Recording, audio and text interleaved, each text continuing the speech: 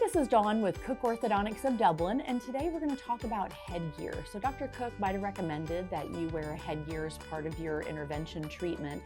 So what does a headgear do? It's been around for a long time. A lot of adults have memories about their headgears and used to wear a headgear during the day at school. Well, that is not the case anymore. It's just worn at bedtime in the privacy of your own home, but it does a lot of great things. So when you come in for your new patient orthodontic exam, you're going to get an information sheet about headgears. So today in this video, we're going to talk about what headgears do and when we need them. So this is what a headgear looks like. It has two pieces. We call this the face bow, and this is the neck support, and it connects. So we have these little holes, and so the dental assistant, the clinician, will put a little Sharpie marker, and so you're going to know how to connect your headgear. And as you progress through and your overbite gets better, we'll talk about overbites in a minute, you're going to graduate through these little circles. It's very stretchy, it doesn't choke us at bedtime. If you notice, we have these two little prongs, and so those are going to fit into little tunnels on some bands. They're called headgear bands.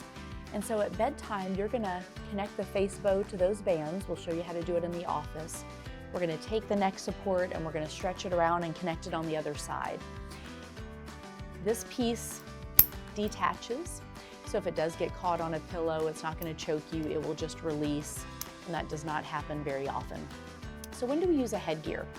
We use a headgear for patients that have an overbite and their top jaw is growing faster than their bottom jaw.